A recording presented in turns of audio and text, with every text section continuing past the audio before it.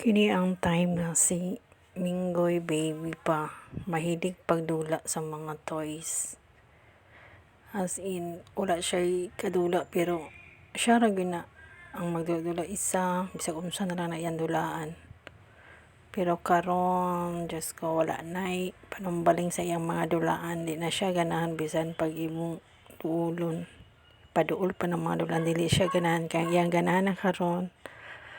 Kami na gusto niya nga magdula sa iya. As in, magpa-drama-drama din na siya kanang magpa-luya-luya bitaw.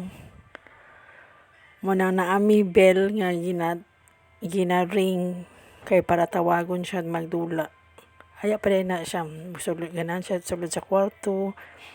Kuan siya sa ilalom sa bed, magtago siya, among pangitaon, usayang kuhit-kuhiton.